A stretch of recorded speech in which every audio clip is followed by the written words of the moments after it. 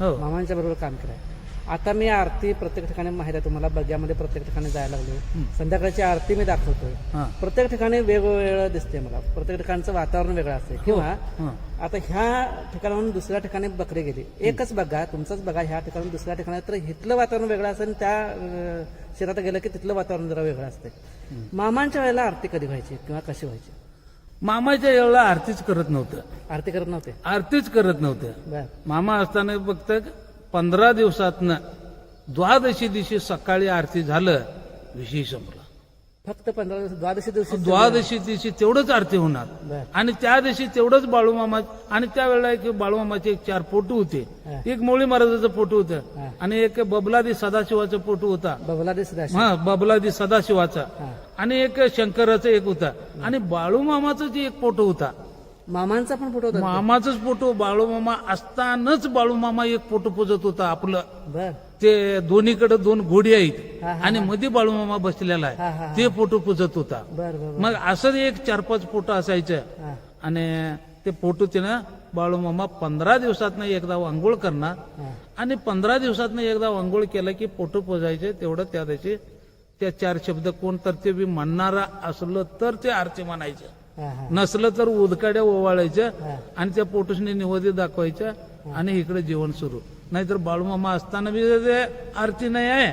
बाळूमामा समाधी घेतल्यानंतर बी 10-15 वर्ष आरती नव्हती?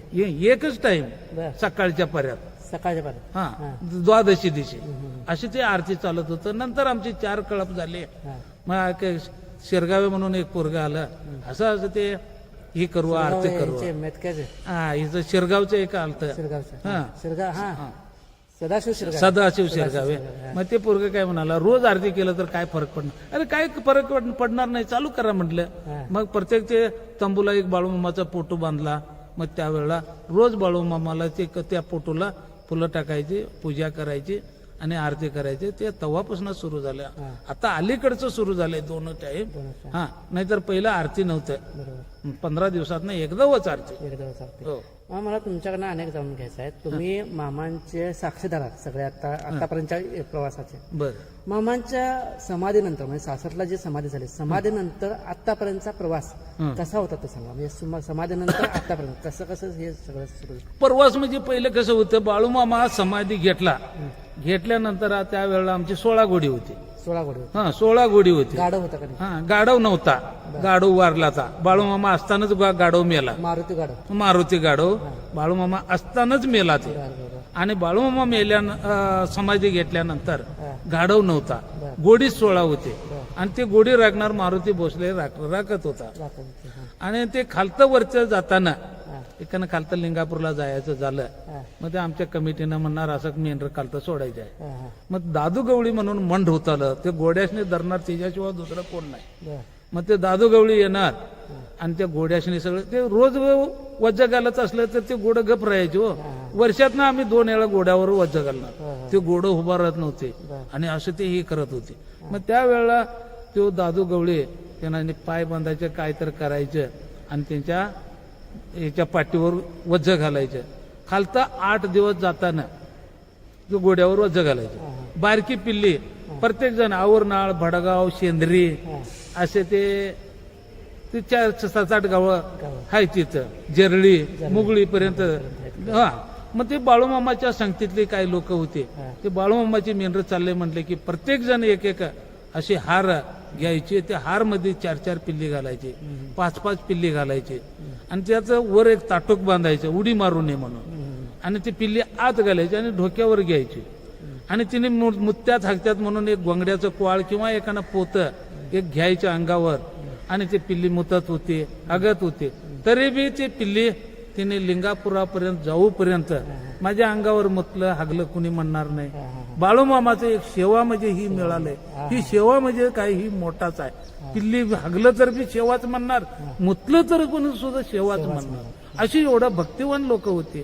त्या भक्तिवांना त्यांना 8 दिवस पोचवून मग ते येणार. मग कोणतर 4 दिवस तिथं राहायला प्रयत्न केलं तर बाळूमामा असताना काय म्हणायचं, अरे कशाला राहिलं असं, जावा.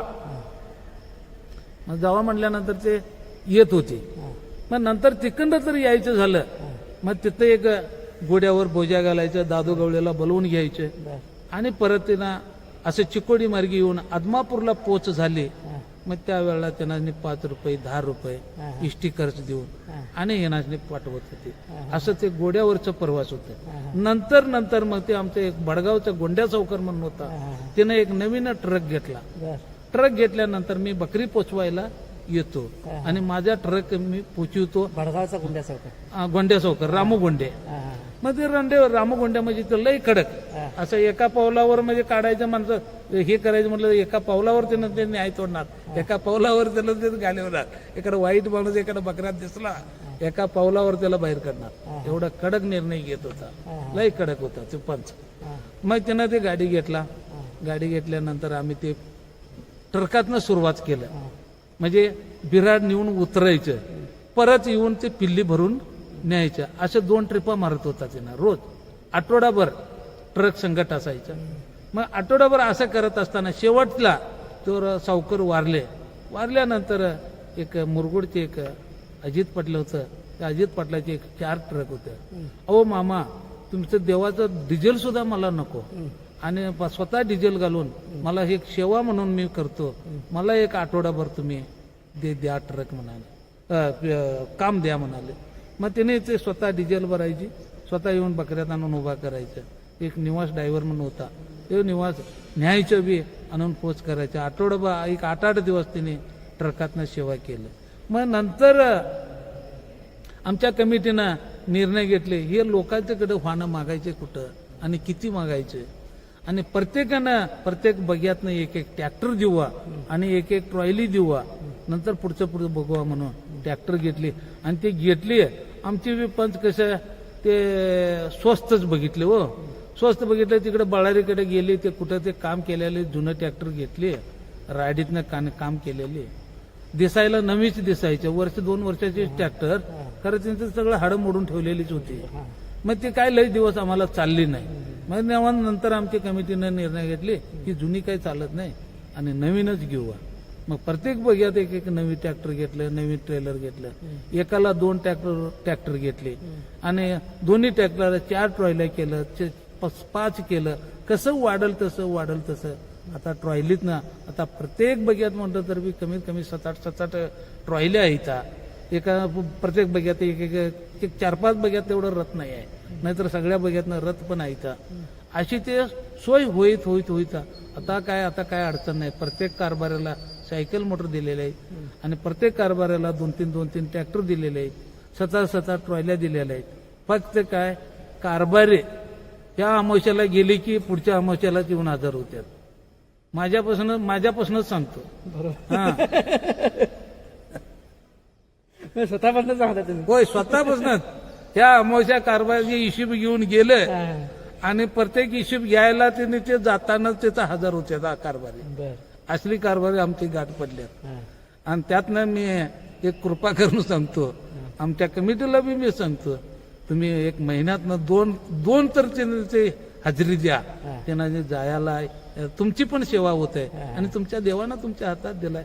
तुमची पण ते नुसतं जाऊन आलं तर ते मेंढर बघितलं, तुमची पण सेवा होते. इथे 1.25 महिना बकरी राखल्या एवढं सेवा होत आहे. एकदा फेरी मारून तुम्ही या आणि एकदा हिशोबाला जाऊन द्या. असंच एवढं मी सांगत आहे आणि तेवढं केलं तर लय बरं होईल असं माझा इच्छा आहे. खरं आहे.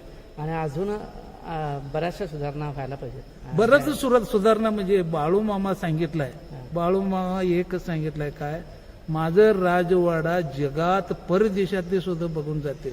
परदेशातलं आता जर्मनीचे येऊन बघून गेल्या. जर्मनीमध्ये आपली बाळूमामाची कपडी पूजा व्हायला लागल्यात. तिथं त्याचं पटकाने 2-4 त्यांनी पूजा करायला लागल्यात. बाळूमामा कुठला, जर्मन कुठला. मग आजपर्यंत जर्मन नव अखंड येऊन देशातले त्यांना काय सांगितलंय, अरे तुम्ही काय मंदिर बांधता, माझं मंदिर बांधणार वेगळं आहे ते म्हणाला. सोन्याच्या 5 पायरी सोन्याचं लावून मला शिडी लावून निवड दाखवतील आणि माझी पूजा करतील, असं त्याचं वाक्य आहे. अजून बाळूमामा ऑल इंडिया जगातला लोक सगळे येऊन बाळूमामाचा झेंडा दिसल आणि मोठे होईल. जगात ऑल इंडिया जगात मोठे होईल, सगळ्या पक्षी मोठं. माझा जगात झेंडा लागणार. हा, जगात झेंडा लागणार असं आणि मामाची वाच. आता त्याची सुरुवात त्याची नांदी झालेली हा आहे, आता सुरुवात आहे. नांदी झालेली आहे. 120 खंडी मीठ कपायला म्हणजे अजून वेळ किती आहे बघा. 120 खंडी मीठ कपल म्हणून असं बाळूमामाचं वाक्य. 120 खंडी म्हणजे काय ते सांगा. एक खंडी म्हणजे 20 पोत्याला एक खंडी म्हणतात. 20 पोत्याला 20 पोत्याला एक खंडी मीठ.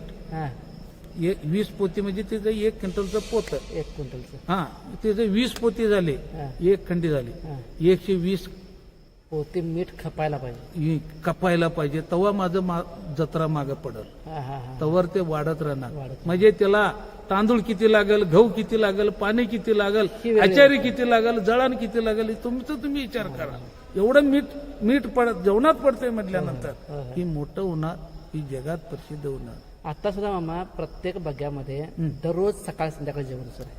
हो चालू आहे. सकाळ संध्याकाळ हो. प्रत्येक 16 ठिकाणी बग्गे आहेत. हो रोज तिथे यात्रा भरते. हो रोज यात्रा भरते असं जगातलं एकमेव उदाहरण असेल. हो कारण यात्रा वर्षातनं होते किंवा काय उत्सव वर्षातनं होते, कुठलाही महिन्यातनं होत असेल, हो हो पण रोज यात्रा 16 ठिकाणी भरते हे एकमेव उदाहरण असेल. हो, ही म्हणजे बाळूमामाचं आज आमचं कुलस्वामीची यात्रा आम्ही वर्षातनं एकदा करतो. हा आता बाळूमामाचा भंडारा सुद्धा आदमापुरात बाळूमामा आहे, वर्षातनं वर्षातनं एकदा तिचा भंडारा करतो. किंवा अमावस्याला माणसं जात्यात येतात. बकऱ्या तर रोजच अमावस्या आहे, रोजच यात्रा आहे. मग ह्याच्यावरनं विचार करा, बाळूमामाचा फार मोठा होणार आहे, अजून बी लय मोठा होणार आहे. आणि बाळूमामाची बकरी म्हणजे असं आहे, तुम्ही बकरी व्यवस्थित सांभाळला तर. एक महाराज आलता बेंगलोरचा, बर मग त्यानं समाजीतनं असं फिरून आल्यानंतर त्यानं एकच सांगितलं, बाळूमामाच्या आत काय तुम्ही काही करा, खरं ते काही हलवा हलवी करू नकोसा, हा हे व्यवस्थित आहे. आणि बाळूमामाची बकरी लाखानं नव कोटीनं होतील म्हणून सांगितलंय. ऑल इंडिया जगात बक्षीला तिथं बाळूमामाची मेंढरच दिसते अरे बाप. असं त्यानं सांगितलंय. आणि बाळूमामा पण तसंच सांगितलेलं आहे, हा, हा, हा. माझी मेंढरे चांगली ऐकायची नाही. हा. आणि तुम्हाला कटाळ आलं तर आदमापूरच्या डोंगरात हाना आणि तुमच्या घरला जावा. आणि माझा मी बघतो, आणि डोंगरातली दगड नाही तर उठून बकरी नाही राखली तर त्या बाळ्या धनगरचं नाव घेऊन असं ते मिशीवर ताव दिलाय. तो तिचं तो बघायलाय, कुणाचं कोण बघतोय. आता 16 ठिकाणी बकरी आहे, खरं आहे. कोण तिथं बघायला लागलाय, बरोबर. कुठल्या कमिटी आल्यात सांगा, कोण उभा राहिला तिथं रखवलेला. नाहीच की. बाळूमामा स्वतः त्यानं ते रखवाले करायला लागलाय, स्वतः त्यानं काम करून घ्यायला लागलाय, स्वतः राखून घ्यायला लागलाय. फक्त एकानं कोण तर असेल माझ्यासारखं निमित्त म्हणून आहे, निमित्त म्हणून आहे. निमित्त म्हणून आहे. अगदी अगदी. हा आपण काय शेवटपर्यंत राहणार नाही. हा अगदी थोड्या दिवसाची आपली सेवा हा आहे. एक निमित्त म्हणून आपण एक राहायचं. आणि निमित्त म्हणून राहिलं तर ते काम करतोय. आणि ते बी मामा करतोय म्हणून घरात बसलं ते कुठं वेगळाच आहे. वेगळं. हा असं आहे ते बाळूमाचं काम. सांग बरं, बळवंताच्या नावानं सांग. तर मित्रांनो, हे होते सिद्धाप्पा मामा. आपण त्यांच्यानं माहिती घेतली. आता तुम्हाला तिथं शेवटी तिथं हे दाखवतो, तर मामांचा जी पालखी आहे ते दाखवतो. इथं भगवंत मंगल कार्यालयामध्ये ही पालखी आहे. काका आहेत आपले माळशिरसचे, त्यांच्या इथं ही पालखी आहे. आपण पालखीचं दर्शन घेऊया आणि व्हिडिओ संपूया.